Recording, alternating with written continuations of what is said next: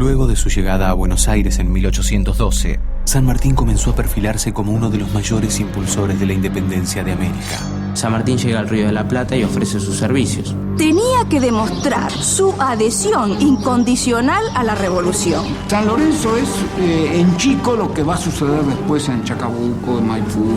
Tras la victoria de San Lorenzo, el triunvirato decidió encargarle el mando del Ejército del Norte, por entonces comandado por Manuel Belgrano. Belgrano triunfa en Tucumán y Salta, penetra en el Alto Perú, hoy Bolivia, Vilcapugio y Ayohuma. Al producirse la derrota de las tropas en los campos de Vilcapugio y Ayohuma, en el Alto Perú, las fuerzas de Belgrano dejaron un extenso territorio otra vez en manos de los realistas y un futuro incierto para la campaña libertadora.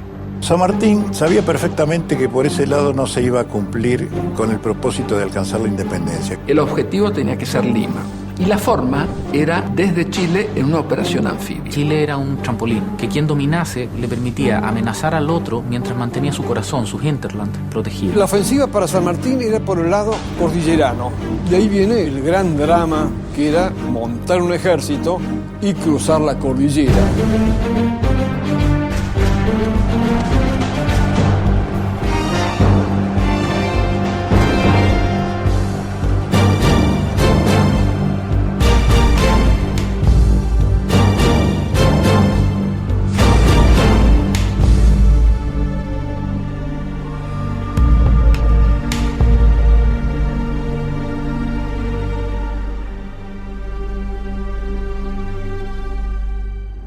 Hacia fines de 1813, luego de producirse la derrota de las tropas en los campos de Vilcapugio y Ayohuma, el triunvirato pone a San Martín al frente del Ejército del Norte, por entonces comandado por Manuel Belgrano. Cuando se encuentran San Martín y Belgrano, naturalmente se entienden, porque eran personas igualmente subordinadas, disciplinadas, y que tenían un objetivo superior, que era el triunfo de la causa de la libertad. Belgrano se pone a las órdenes de San Martín y le transfiere el mando en el encuentro de la posta de Yatasto. San Martín habla con Belgrano y Belgrano le dice que por el norte va a ser muy difícil llegar al Perú, imposible. Y entonces allí es donde San Martín organiza perfectamente su plan continental. ¿En qué consiste el plan continental? En armar un pequeño ejército bien armado y pertrechado y bien entrenado en Mendoza. De allí cruzar la cordillera, tener un gobierno amigo en Chile, dice en su plan original, porque todavía Chile es independiente, no ha sido invadido cuando él idea el plan continental, y cruzar desde Chile el Océano Pacífico para atacar la capital del Virreinato del Perú, Lima, directamente al corazón del poder español en América. Hacia el año 1800, el general escocés Thomas Mayland diseñó un plan para capturar Buenos Aires y Chile. José de San Martín pudo haber conocido los pormenores de este plan durante su estadía en Londres en 1811. Hay mucha gente que prefiere esta idea que dice que el plan continental solo pudo haber surgido del genio de San Martín. Lo cierto es que tiene semejanza con otros planes anteriores que andaban dando vuelta en el mundo militar de la época, los cuales, básicamente preparados por Inglaterra, estaban orientados a quitarle a España parte del imperio colonial en América. No tengo dudas que debió haber tenido acceso y debió haber revisado todos los antecedentes. Y yo insisto en esto, hay una enorme diferencia entre imaginar un plan como el continental y ejecutarlo. El gran mérito de San Martín, en todo caso, fue la ejecución. Luego del encuentro con Manuel Belgrano y la elaboración del plan, San Martín acordó con Martín Miguel de Güemes la defensa de la frontera norte y comenzó a preparar una futura estrategia militar mientras se retiraba a reponer fuerzas en la provincia de Córdoba.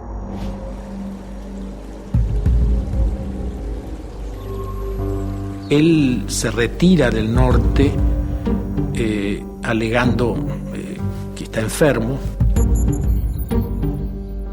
Él tenía una úlcera provocada por las tensiones políticas, económicas, militares, naturalmente, y cuando se alejaba del ejército, cuando iba a reparar su salud con licencia a Córdoba, se curaba.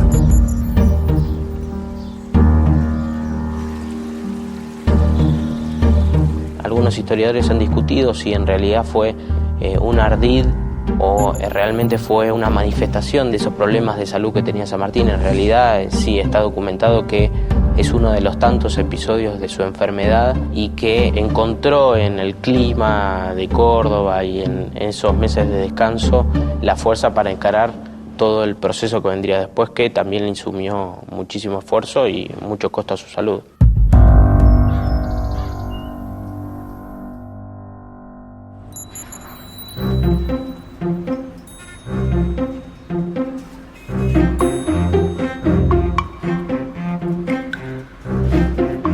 En 1814, Gervasio Antonio Posadas nombró a San Martín gobernador de Cuyo como primer paso para establecer la campaña hacia Chile y Perú.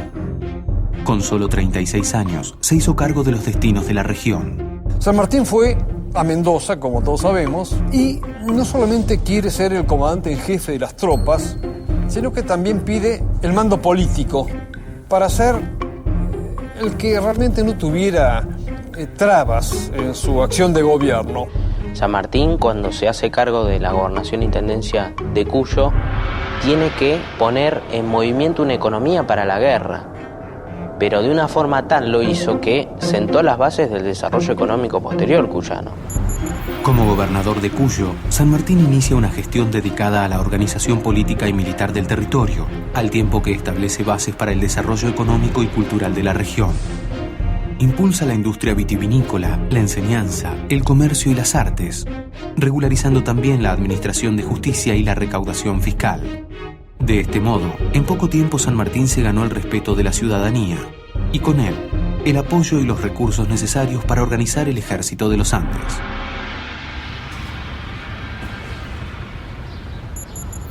El arribo de San Martín a Mendoza es casi simultáneo a la noticia de la derrota del bastión chileno en Rancagua. Desde 1810, Chile se encontraba bajo el mando de un gobierno patriota. Las diferencias entre sus principales caudillos, José Miguel Carrera y Bernardo O'Higgins, impiden el sostenimiento del poder patriota y las fuerzas de O'Higgins son derrotadas en octubre de 1814 en la batalla de Rancagua. Se sospecha de que por estas diferencias que ellos sostenían, es probable que eso haya sido la causa de que O'Higgins terminara perdiendo la batalla y Chile se perdiera en ese momento, volviera a establecerse el régimen español absolutista y los chilenos debieron emigrar a Mendoza. Huyendo de los realistas, un contingente de 500 familias patriotas atraviesa la cordillera liderados por Bernardo O'Higgins, quien ofrece sus servicios a San Martín y participa en la creación del Ejército de los Andes. O sea que el plan de San Martín, que había sido cruzar la cordillera para llegar a un país aliado, había fracasado. Y eso alteró las previsiones y dilató 2 años, hasta 1816-17, el cruce de la cordillera. Ya no era ir a un país amigo, era un país dominado por los enemigos. 1814. En el mes de noviembre, San Martín crea el batallón número 11 de infantería, a lo que suma 2 compañías procedentes de Buenos Aires. 1815. En enero, la llegada al poder de Carlos María de Alvear frena el apoyo de Buenos Aires, y los 400 hombres de que dispone hasta el momento no alcanzan para cubrir las expectativas de la empresa que San Martín se propone. El reclutamiento de hombres fue realmente intenso. Hay una frase maravillosa de Tomás Guido que le dice: haremos soldados de cualquier bicho, ¿no? Como diciendo, aquí hay que transformar soldados y para hacerlos es necesario invertir en ellos. Esa inversión se traducía en obtener recursos para equiparlos y también para surtirlos de un ingrediente que va a ser fundamental, que va a ser el salario. La falta de fondos para contratar soldados profesionales obliga a San Martín a reclutar tropas por la fuerza. Uno tiene que tener presente distintos aspectos: la adhesión personal a partir de convicciones o defensa de intereses, pero por otro lado el reclutamiento obligatorio, la leva. La leva consistía en el reclutamiento forzoso, implicando la incorporación al ejército de todos aquellos considerados marginales, vagos, desertores y aquellos que todavía conservaban su condición de esclavos. La subida del tono y el endurecimiento va paralelo a la formación del ejército. A fines de 1816, aquel que no se presente será directamente sorteado o directamente castigado con 5 años en la fuerza de línea. Es decir, el que no vaya voluntariamente a formar las milicias directamente pasa 5 años a la fuerza de línea. Ahí San Martín tiene una política de, por momentos, muy fuerte coacción y por momentos de búsqueda de adhesión. Como todo gobierno exitoso, tiene una mezcla de coerción y de consenso, y ahí se ve la habilidad política del que la lleva adelante. 1814. Fernando VII vuelve al trono de España y restaura el sistema absolutista. 1815. En junio se produce la derrota definitiva de las fuerzas napoleónicas en la batalla de Waterloo. 1815. Al finalizar el año, la corona española ha logrado sofocar los movimientos insurgentes en México y Nueva Granada. Solo el sur del continente permanece libre. Paralelamente a la formación del Ejército de los Andes, se estaba desarrollando en Tucumán un episodio sumamente importante y en el que San Martín tenía un gran interés, que era el Congreso General Constituyente. Cuando San Martín envía diputados de su provincia al Congreso que se reúne en Tucumán, la directiva que les da es la declaración de la independencia. Él necesitaba partir de un Estado independiente para dar la independencia a otro Estado. Si no, ¿cómo iba a Chile? Decirles, traigo la independencia, le podían contestar, y si todavía no son independientes ustedes. En el mes de julio, en Tucumán, el Congreso declara la independencia de las Provincias Unidas, una medida imprescindible para la concreción de la campaña hacia Chile. El apoyo definitivo para el Ejército Libertador llegaría de la mano del director supremo Juan Martín de Pueyrredón. Por Dios le da todo a San Martín, todo. Hay una correspondencia interesantísima, sabrosa, muy conocida. San Martín siempre se queja que le faltan recursos. Aquella insistencia constante de San Martín pidiéndole cosas a Pueyrredón se exterioriza en aquella célebre carta en que le dice: van los clarines, van los tambores, van los fusiles, van los cañones, va el diablo, va todo. Si usted sigue así, terminaré colgado en uno de los tirantes del fuerte. Con la reestructuración de la tropa, la creación de escuadrones auxiliares y el apoyo irrestricto del gobierno de Buenos Aires, la fuerza expedicionaria estaba casi completa. Esto significaba para San Martín la concreción de un gran anhelo, pero implicaba también la certeza de que pronto se alejaría de su familia. Sin duda, esta época de Remedios y José en Mendoza fue la más feliz del matrimonio, porque fue el tiempo que vivieron más juntos. Ella lo acompañaba siempre. Remedios insistía en que quería cruzar la cordillera, así que ella alguna capacidad tenía. Lo que no tenía era salud. El nacimiento de su hija Mercedes, única hija del matrimonio, será un nuevo motivo de festejo que opacará momentáneamente los problemas de salud de Remedios. La felicidad que le ofrece la vida familiar se une al clima de gesta que vive la ciudad ante la inminencia de la expedición a Chile. A fines del 16, San Martín pide una bandera que identificara especialmente al Ejército de los Andes. Y en una Navidad de 1816 pide a las señoras que están presentes que le borden una bandera. Efectivamente, lo hacen, la confeccionan y la bordan y le ponen el escudo de las Provincias Unidas. Creada según el diseño del propio general, la bandera del Ejército de los Andes reflejaba el ideal sanmartiniano: libertad, igualdad y fraternidad, herencia de la Revolución Francesa, laureles simbolizando la gloria y un elemento propio y distintivo, las montañas de América, cuya extensión se proponía liberar. La dedicación y el cuidado con que fue confeccionada se advierte en los detalles. Los ojos del sol fueron adornados con perlas de un collar de Remedios de Escalada.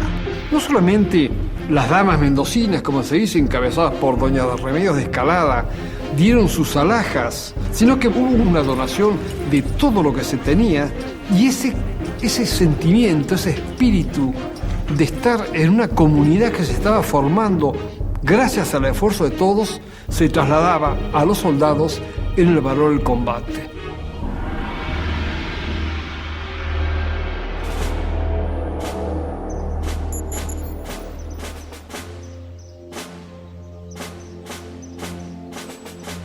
En septiembre de 1816, San Martín determina el traslado de la totalidad del Ejército de los Andes al campo de instrucción de El Plumerillo. Solo queda exceptuado de la medida el batallón de cazadores, que permanece en San Juan.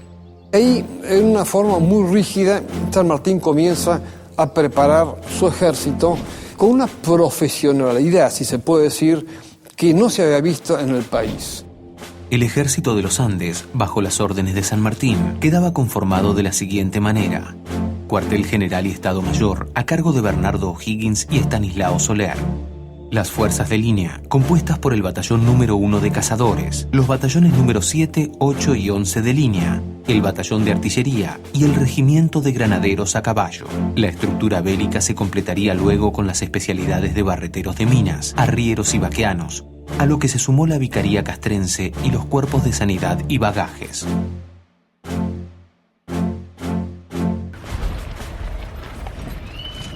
San Martín creía que con 4.000 hombres podía cruzar los Andes. En Chile, el presidente Marcó Pont tenía el doble de tropas de San Martín. Lo que pasa es que Marcó Pont no sabía por qué punto se iba a cruzar la cordillera. La estrategia de San Martín para equilibrar sus fuerzas con las del adversario se inició preparando el terreno para la invasión, un plan de espionaje y tácticas de encubrimiento, conocido como la Guerra de Zapa. La Guerra de Zapa tiene que ver con hacer incursiones por la cordillera, sobre todo orientadas ¿a qué? A disminuir los posibles o eventuales apoyos que podían dar las poblaciones a el ejército realista. En este contexto juega un rol muy trascendente Manuel Rodríguez.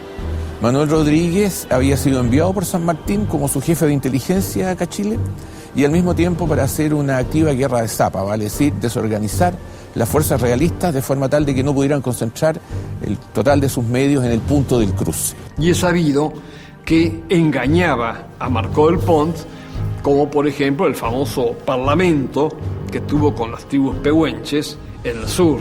En el 16 San Martín necesita que los indios participen en esta estrategia. ¿De qué manera? Haciendo difundir la noticia falsa de que todo el ejército iba a ir por el sur. Porque de ese modo Marcó Pont distribuía tropas a lo largo de la cordillera hacia el sur y dejaba más desguarnecida a Santiago, que era el objetivo de las dos columnas principales. La actividad de espionaje es un recurso que San Martín utiliza para asegurarse la victoria y a partir de esto, y según él mismo decía, economizar el recurso que él consideraba más valioso, que era la vida. San Martín no libró muchas batallas, pero fueron decisivas las que libró. El 5 de enero de 1817, la bandera es jurada solemnemente en la catedral. Y también San Martín convierte como patrona de su ejército a la Virgen del Carmen de Cuyo, a la cual le entrega su bastón de mando y encomienda la protección del ejército próximo a partir.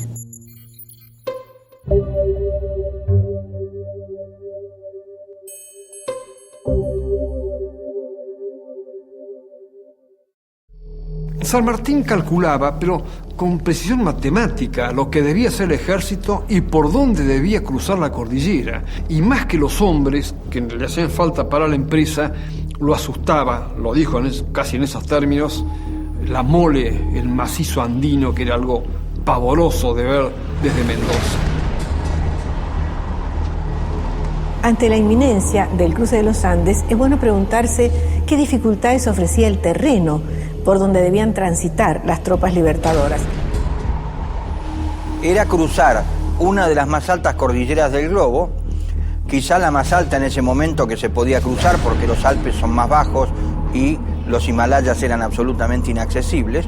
O sea que en esa época era la cordillera más alta del globo que podía llegar a ser cruzada.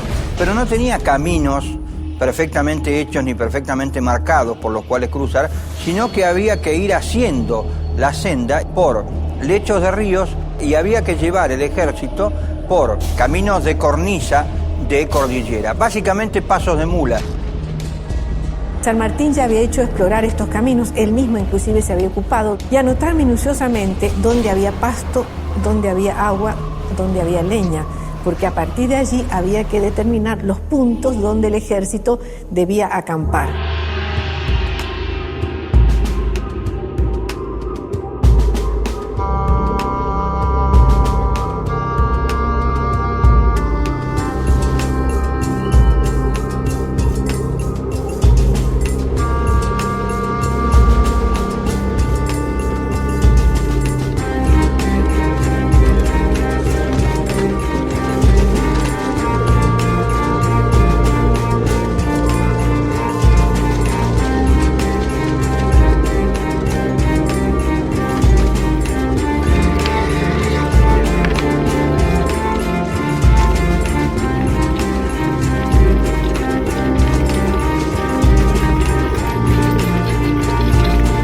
El otro problema es las alturas que tiene que superar.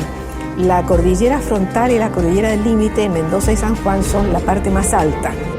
Había que hacerlo en el mes de enero. Ya en el mes de marzo, abril comienzan las nevadas y ya prácticamente en abril se cierran los caminos cordilleranos.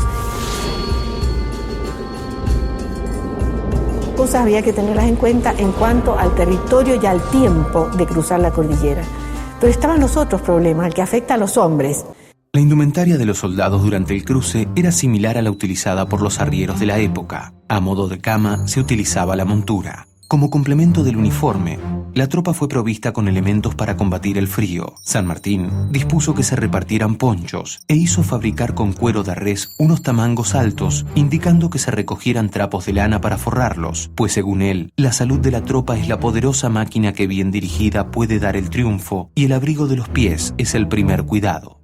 En lo que respecta a la alimentación, San Martín llevó ganado en pie para faenar en los momentos en que el ejército acampaba en la alta montaña, y después lo que llevaban como alimentación era el charque, la carne salada secada al sol y preparada con sal, que eso se cargaba en barriles o en petacas de cuero, y cuando se llegaba al campamento se prendían las fogatas, se realizaban los que se llamaban guisos valdivianos, porque se habían inventado o eran comunes en Valdivia, en el sur de Chile, este tipo de guiso especial. Se preparaba esa especie de sopa espesa que se le llamaba valdiviano, hecho con charqui, o sea, la carne seca, molida, y luego se le ponía grasa, agua y ají, y entonces esto era el caldo que ellos tomaban. Se había calculado el llevar cebollas, tanto para los animales como para los hombres, porque combatía la puna, el soroche. El apunamiento o soroche normalmente provoca cefaleas, náuseas, trastornos del sueño y debilidad. A partir de los 1500 metros de altura comienzan a aumentar el ritmo cardíaco y respiratorio. Gran parte de la travesía del Ejército de los Andes se llevó a cabo entre los 2500 y los 4000 metros de altura. La mayoría de la iconografía escolar muestra a San Martín cruzando a caballo, pero es un ícono escolar para lámina de colegio y no es la realidad. La realidad es que había que cruzar en mula. Los caballos iban detrás y custodiados por milicianos de Mendoza que estaban encargados de proteger y cuidar a los caballos. Tenían que llegar sin carga, sin cansarse y listos para el combate. Y porque San Martín sabía que cuando llegara al otro lado de la cordillera, inmediatamente se iba a encontrar con el enemigo e inmediatamente tenía que pasar a la acción. En diciembre de 1816, los efectivos de todas las unidades de línea, servicios y tropas auxiliares del Ejército de los Andes arrojaban un total de 5.423 hombres. Disponía además de 18 piezas de artillería, 1.500 caballos y 9.280 mulas.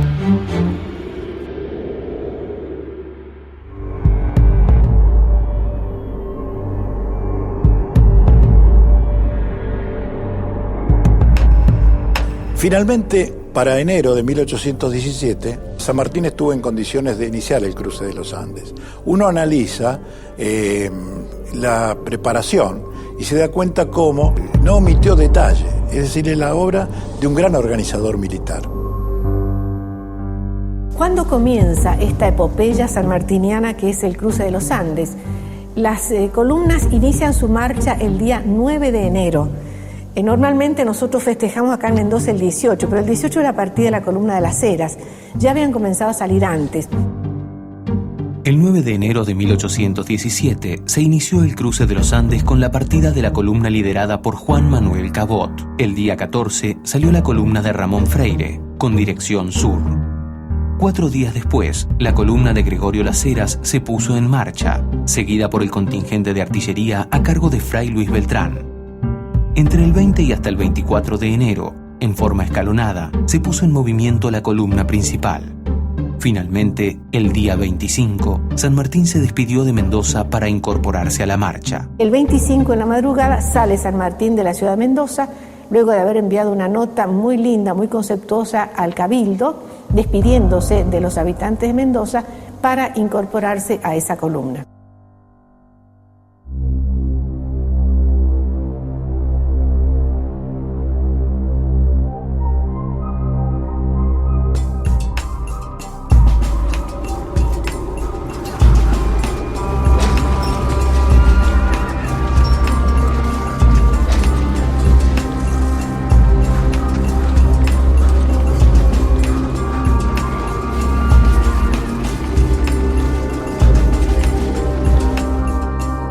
separación de su ejército en 6 columnas permitiría a San Martín encontrar una resistencia menor para las 2 integrantes de la división principal, que cruzaba la cordillera a la altura de Santiago. 2 columnas auxiliares al sur y otras 2 ubicadas al norte completarían la estrategia de dispersión de las fuerzas realistas. El presidente de la audiencia de Santiago de Chile, que era Marco del Pont, necesitaba ser distraído para que él no supiera por dónde iba a ir el golpe principal. Entonces San Martín inventó un plan con 6 columnas, 2 al norte, 2 al sur y 2 en el centro, una por Los Patos y otra por Uspallata. San Martín divide su grueso en 2 columnas. La de Uspallata, más al sur, la va a mandar el coronel Juan Gregorio de las Heras. Y por el paso de Los Patos, más al norte de Uspallata, mandaba este cuerpo el general Miguel Estanislao Soler, su jefe de Estado Mayor, llevando como retaguardia, refuerzo, al brigadier chileno Bernardo O'Higgins. Trabajó con 2 columnas principales hacia el Valle de Aconcagua, por Los Patos y por Uspallata, pero generó columnas auxiliares cuya misión específica era ayudar a que las fuerzas realistas no pudieran saber el punto exacto por donde venía el grueso del ejército. Estas columnas auxiliares del norte y del sur tenían objetivos muy concretos. Coquimbo y La Serena, Copiapó por el norte, y en el sur era la ciudad de Talca y San Gabriel, que son más o menos cercanos. De este modo se caía de sorpresa sobre estos lugares y el factor sorpresa era fundamental para lograr la batalla decisiva que San Martín sabía que iba a ocurrir poco después del cruce.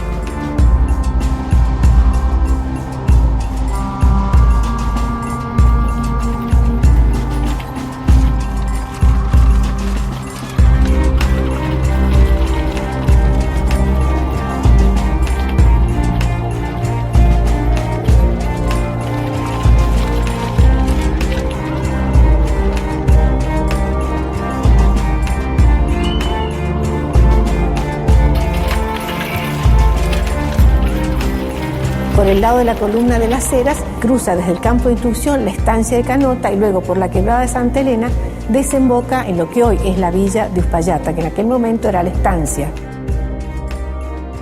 La columna de Las Heras acampa en la estancia de Uspallata. Ahí estaba la posta de Uspallata, que era la que jugó también un papel fundamental porque tenía que recibir las comunicaciones que mandaba o Soler o San Martín desde la columna principal para avisar a Las Heras que avanzara o retardara la marcha de acuerdo con el itinerario que iba haciendo la columna principal para que las 2 desembocaran al mismo tiempo ya del otro lado de la cordillera.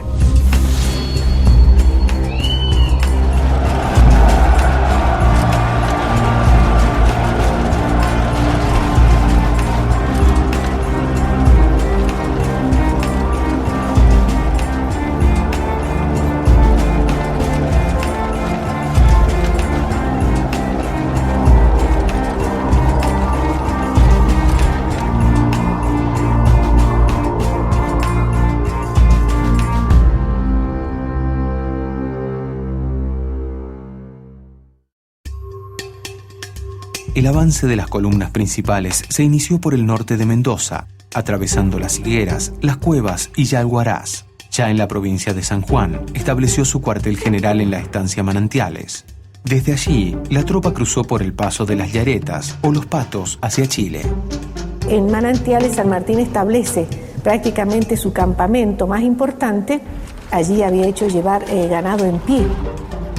Hay que pensar que los campamentos duraban un día, al día siguiente emprendían la marcha, de manera que era dormir a la intemperie usando el recado de la mula, de la cabalgadura, como almohada y tapándose con las mantas que tenían que llevar o con el propio capote que llevaban como parte de su uniforme.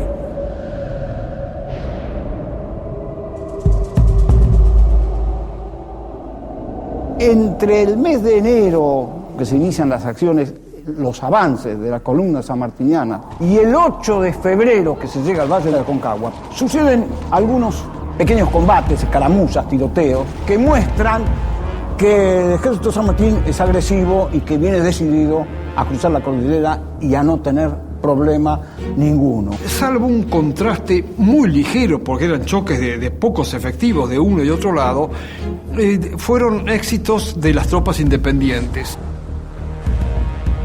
Tenemos la sorpresa a la Guardia de Picheuta el día 24 de enero y al día siguiente el combate de Potrerillos, cuando Las Heras, que está en Uspallata, manda un destacamento a las órdenes de Enrique Martínez, que se enfrenta con los españoles en Los Potrerillos, en la zona de Punta de Vacas.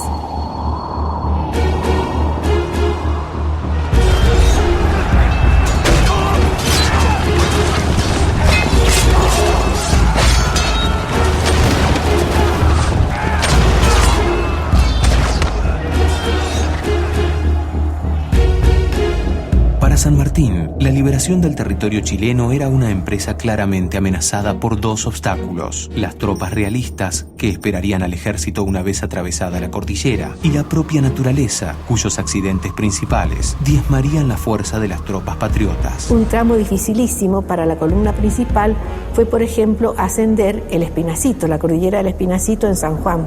Recordemos que el nombre era el Espinazo del Diablo, un lugar dificilísimo de más de 5.000 metros de altura, donde O'Higgins, que es el que manda el parte a San Martín, le dice que va a descansar porque los hombres, después de haber hecho ese cruce, están sumamente fatigados, por lo tanto necesita reponer energías por las dificultades que ha presentado el cruce de esa cordillera.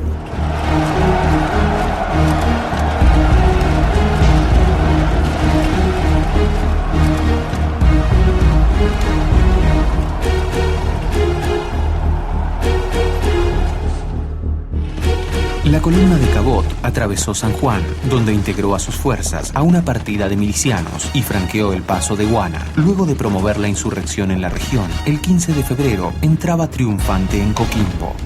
Por el extremo norte, el ejército de Manuel Belgrano destacó un contingente de milicianos e infantes dirigidos por Celada y Dávila. Atravesando el paso de Comecaballos, sorprendieron a la avanzada realista y el 13 de febrero tomaban Copiapó. El capitán Lemos, junto a un pequeño grupo, alcanzó la guardia de San Gabriel sin encontrar resistencia. El coronel Freire, por su parte, atravesó el paso de Planchón y arribó a Talca, sublevando las poblaciones del sur.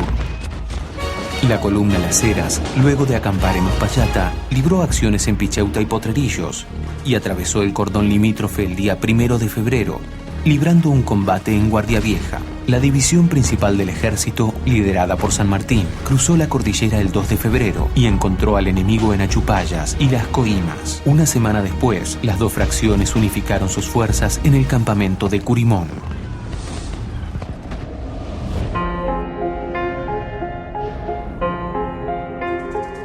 El ejército tuvo 300 bajas entre heridos y muertos en el cruce de la cordillera, y eso para un ejército de 3.800 hombres es una baja importante, es un número importante. De las 10.000 mulas que iniciaron la marcha murió la mitad. Pero esa mitad murió no por frío, sino por hambre. Las otras grandes cantidades de bajas fueron debidas al frío de la noche. Sucedía de dos maneras: o porque se quedaban dormidos en lugares en donde estaban solos, es decir, por ejemplo, estaban de centinelas y el frío los adormilaba y morían congelados, o en el campamento no tomaban las previsiones de abrigo suficientes y morían congelados a la noche al dormir. En el informe oficial dirigido al director supremo, el general San Martín deja constancia que entre los que perecieron por el frío, los enfermos y las deserciones, ha perdido unos 400 hombres. Entre los pertrechos malogrados, se cuenta la pérdida de la mitad de las mulas y una tercera parte de los caballos. El cruce de la cordillera es una operación militar digna de ser estudiada, y así lo fue en muchas academias internacionales. La campaña de los Andes no tiene comparación en el mundo, se le asemeja en algo, si se quiere, la campaña de Napoleón. El cruce de los Andes de San Martín es comparable, sí, al de Aníbal, al de Napoleón en los Alpes, pero con una gran diferencia. Aníbal y Napoleón cruzaron los Alpes para conquistar. San Martín cruza los Andes para liberar. Por eso, algún historiador ha dicho que el cruce de los Andes, por las características que tiene y por los obstáculos que venció y por la estrategia con que fue planificado, fue la primera gran batalla de la campaña libertadora de Chile. Después vendrían Chacabuco y Maipú, pero si no hubiera existido el cruce, no se hubiera logrado lo demás.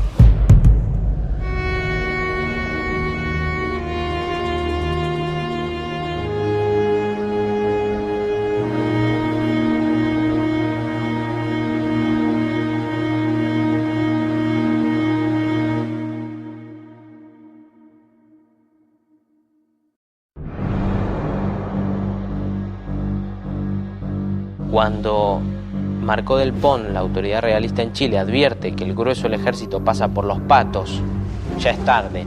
No se puede volver para atrás. No está claro hacia dónde se va, pero está muy claro que hacia atrás no se puede volver. Había un lugar donde San Martín había previsto que ahí iba a dar la batalla, que es la cuesta de Chacabuco. San Martín había planeado un ataque frontal. El aferramiento es cuando yo inmovilizo una fuerza para poder caer sobre el flanco de ella. Brigadier Maroto, hágase cargo. Yo le voy a mandar los refuerzos posibles. Le va 2.000 hombres. San Martín traía 3.500. Cuando Higgins llega a la cuesta, en vez de ver las fuerzas realistas varios kilómetros al sur, los tiene a una distancia bastante menor. Era tremendamente difícil, después de todos esos años, estar frente al enemigo y no atacar. San Martín había dado instrucciones de no atacar a los realistas, pero Higgins se precipitó, no cumplió las órdenes. Casi compromete toda la batalla de Chacabuco y con ella todo el tremendo esfuerzo de montar un ejército y de cruzar los Alpes. De la fuerza total realista llegaron a Santiago menos de 200 hombres. El resto cayó prisionero, murió en el campo de batalla. Chacabuco es la culminación de un pensamiento político militar de San Martín.